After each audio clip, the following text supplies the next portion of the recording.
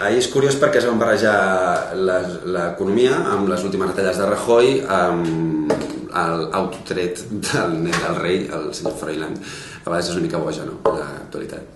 Una mania, fumar, cafè, dibuixar mentre escolto música. Una deshabilitat és que sóc molt dolent explicant acudits i una habilitat, em sembla que en tinc poques. Juanjo Saez, sí. Gràcies, Déu meu. Inside Job. És un documental, però no marca música.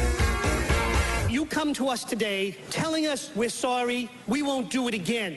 Well, I have some people in my constituency that actually robbed some of your banks. And they say the same thing. L'últim de Mishima, que encara no l'he escoltat tot, em sembla una passada. No penso tornar a veure mai més, i així quan siguem vells recordarem el dia d'avui com la meva última ressaca. Els estius a la Cerdanya.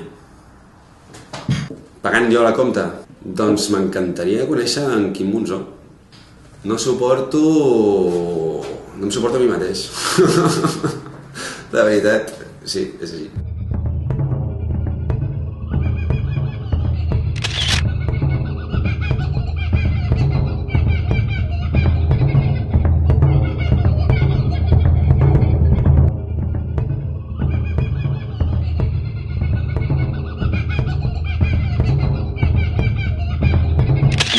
Bueno, el llibre Simiocràcia és un tornar al meu estil discursiu, diguéssim, de parlar d'actualitat i de barrejar anàlisi sociopolítica amb anècdotes històriques, anècdotes personals i fer, diguéssim, un relat una mica més pròxim, no?, amb el que són, per diferenciar amb les cròniques, diguéssim, més fredes, no?, dels mitjans de comunicació econòmics, que a vegades les xifres no deixen de ser molt fredes, i poder fer una lectura una mica més humana del moment en el que estem vivint, no? L'actualitat sempre va molt servir de dia a dia i llavors, com que ja fa molts anys jo que llegeixo actualitat, que em vaig fer una idea d'on estem, d'on venim, més o menys, una idea evidentment molt subjectiva, molt personal, doncs es tracta d'agafar tot això i sintetitzar-ho a vegades amb metàfores, amb coses més divertides i, bueno, tampoc no té més, no crec que de fet tingui massa mèrit. Jo sempre dic que faig refregits del que són les cròniques més serioses dels mitjans i em faig una lectura molt propia. ¿Qué es una simiocracia? Para obtener la respuesta, retrocedamos antes al año 2008. Tras años de bonanza, la burbuja inmobiliaria y financiera estalló. La bolsa se desplomó y la inmobiliaria Martín Safadesa protagonizó la mayor quiebra de la historia de España, dejando un agujero de 7.000 millones de euros a sus acreedores, en su mayoría bancos y cajas, que tuvieron que joderse y apañarse con su inmenso stock de suelo y viviendas sobrevaloradas. És interessant el joc que es dona d'anada i tornada de llibre a vídeo, perquè el llibre cada cop més s'assembla més al vídeo, al contrari que Espanyistan, és a dir, el llibre ara hi ha molt més text que podria ser una mica com la veu en off que surt en els vídeos i és interessant aquest joc, no?, que es genera i sobretot en el moment en què estem, en què sembla que els llibres estan patint una crisi, no?, de suport, doncs jo crec que se'ls hi pot encara donar molta vida i crec fermament que si va de la mà d'internet d'una forma intel·ligent es poden sumar molt els dos llenguatges, ¿no?, el llenguatge audiovisual y el llenguatge de llibre. Llegó el 2009 y el presidente, en un arrebato keynesiano, anunció un ambicioso plan de estímulo incluyendo 8.000 millones de euros destinados a obra pública, que en su mayoría acabarían gastados en renovar aceras. El economista Keynes se revolvió en su tumba. Ah, sí? No! Sí, jo plantejo l'storyboard, plantejo el guió, plantejo els dibuixos, faig les veus. Vaig començar a fer-ho simplement per una qüestió de poc pressupost, ara ja, mira, ja em diverteix, treballo també, contracto un equip d'animadors boníssims, de Manlleu, l'Àlex i l'Oleguer. He trobat molta gent que fa curtmetratges per internet que són boníssims, però encara no he trobat autors de còmic que utilitzin el doble format de treball de llibre-vídeo. I llavors amb això encara soc inexpert i encara estic sabent o buscant a veure com ha de funcionar la fórmula perquè una cosa completi l'altra, però a la vegada vídeo tingui entitat per la seva banda i llibre tingui entitat per la seva banda. En el fons jo crec que l'única opció que ens queda els de la nostra quinta, bueno, de fet qualsevol altra generació, però sobretot la nostra, que diguéssim, abans de la crisi, és a dir, ens hem començat a bregar amb el món real quan ja ha vingut la crisi.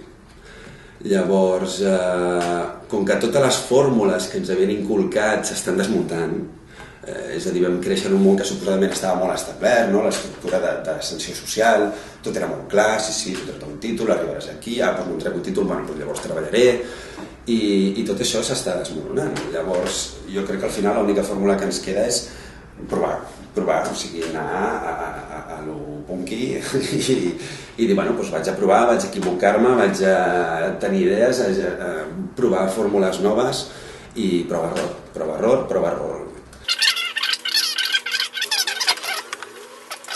Aquest llibre és una publicació que van tenir la gran amabilitat els de la revista Ripollet, una revista independent del meu poble, muntada per una associació independent, de publicar-me un recull de vinyetes, de les vinyetes que havia portat fent durant 2 anys a la revista local. Jo tenia 19 anys, vaig començar a fer les vinyetes amb 17, i per mi va ser la millor escola. El millor d'això és que no només que m'obligava a fer una vinyeta setmanal, sinó que a més em permetia el fet de ser una revista local veure de primera mà com reaccionava la gent a la meva feina, no? Perquè al final tu pots tenir una idea personal de com treballes, però fins ben bé que la gent no et dona la seva opinió, no te'n vas adonant si realment vals per allò o no, no? I tinc molt carinyo a aquest llibre perquè és el primer llibre que es va publicar de vinyetes meves, amb un estil curiosament molt diferent al que faig ara. Vull dir, encara he anat buscant el meu estil i la veritat és que molt orgullós d'haver treballat per la revista Ripollet, que encara existeix, que tenen molta empenta i que són una mostra de periodisme de guerrilla i de diguéssim, jo crec, de planter, no? Quasi, perquè a més és que d'aquesta revista n'han sortit professionals que ara estan en mitjans molt importants. De fet, el propi director i fundador del diari Ara va començar també a treballar a la revista Ripollet, l'Oriol Soler.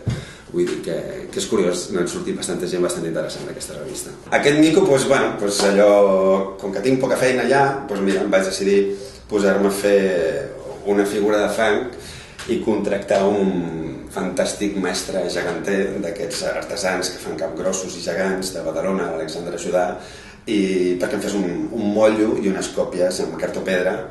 I ja tenim aquí el mico representatiu del llibre que l'anirem passejant durant la promoció.